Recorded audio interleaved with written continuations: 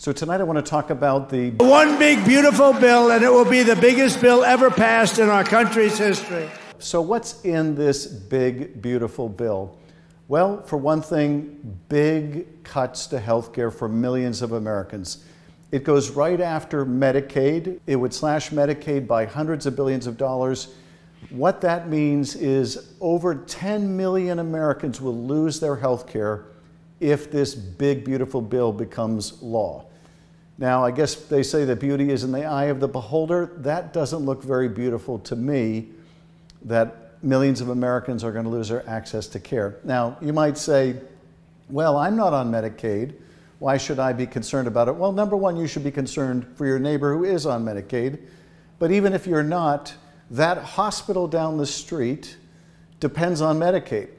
And if that hospital can't get Medicaid funding, it just may close its doors. It may close completely, or it may close its labor and delivery. A lot of hospitals are shutting down their labor and delivery, or they might shut down their emergency rooms. So that Medicaid funding is essential to healthcare overall, for all of us. So that's the biggest thing to know about this bill. But it also cuts what are called SNAP benefits, food benefits. This helps feed kids at school with the free and nutritious lunch program, but it also helps lots and lots of families that would otherwise go hungry. Millions of families will go hungry if these massive cuts to SNAP go through. And that's going to mean millions of kids in America don't get a next meal. They're going to be hungry because of this bill. But the third thing you should know about this bill is what's it all for? And what's it all for is to raise the money by taking it from food, by taking it from healthcare, and giving a great big tax cut to billionaires. If you're wealthy, you're going to get over $250,000 tax cut every year. If you're poor, you're actually going to get a tax increase out of this bill. So the benefits are heavily weighted to the wealthiest Americans, and they're taking it from families that are hungry, and they're taking it from families that will lose access to health care. One other really big thing to know about this bill, and that is it will skyrocket our deficit and debt.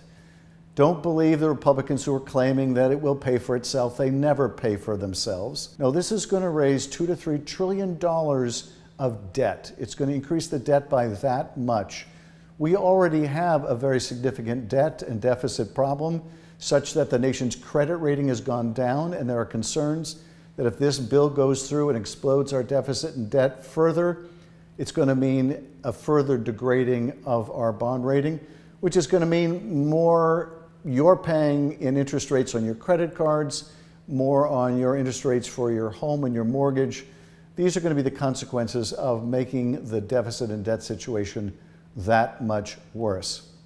But that's not all, because there's a bunch of other stuff that was thrown into this bill that some of the people who voted on it are claiming, well, they didn't even know. Congresswoman, you say in full transparency you didn't know that this was in there, and now you're shining a light on it. How did you not know that it was in there, and how'd you find out about it? Well, we don't get the full bill text until very close to the time to vote for it. And so that was one section, that was 2 pages that I didn't see. Now, here's Elon Musk and what he's had to say about this bill. He calls it a pork-filled, massive, disgusting abomination. He said he could no longer hold his tongue on just how bad this bill was.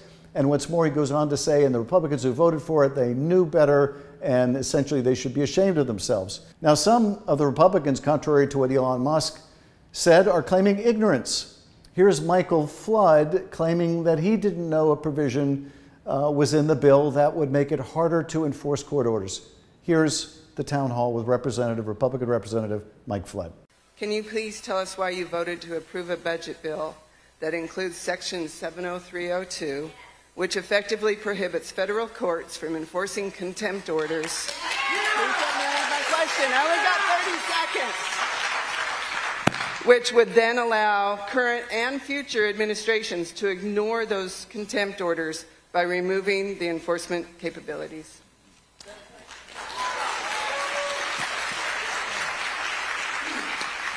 I do not agree with that section that was added to that bill.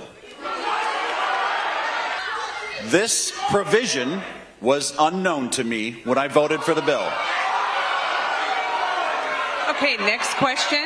Next question. I am not going to hide the truth. Okay, so that provision that he's talking about there, or he's being asked about there, was a provision that essentially would try to stop judges' ability to hold the president or the administration in contempt when they violate court orders.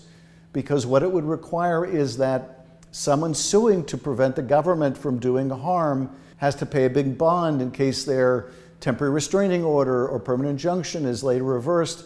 What this means as a practical matter is that the court actions that have held Donald Trump accountable, that have stopped illegal things from happening or tried, cases like Kilmar Abrego Garcia, where the court is finding the president and the administration in contempt, the courts would lose much of their power to do it because people couldn't afford to bring these cases.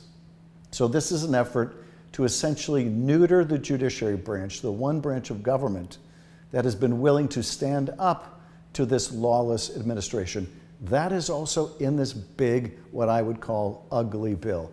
But there's some other pork provisions and terrible provisions in the bill. One of them is a provision on silencers. That's right, on silencers for guns. So if you're going to get a silencer, you want a silencer for your weapon, you have to pay a stamp fee. It's about $200. That fee was set like 90 years ago when it was a lot of money, and it then kept a lot of people from getting silencers.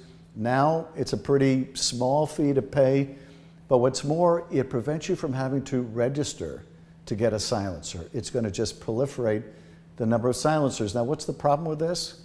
It makes it so much easier to hide crimes because you can't tell where the shots came from. It's going to make it more lethal when mass shooters use these to hide where they are. It's going to take first responders longer to be able to identify the source of the gunfire. It's going to mean more people losing their lives. So this is that big, ugly bill. Tax cuts for really rich people, so if you're super wealthy, you're going to do just fine here. It includes massive cuts to health care, might result in that clinic down the street closing or that hospital closing, your friend, your neighbor losing their health care, maybe you lose your health care. Less food for hungry people, less sales of food by farmers to schools for school lunches, and it's going to explode our deficit and debt, make it harder to enforce court orders.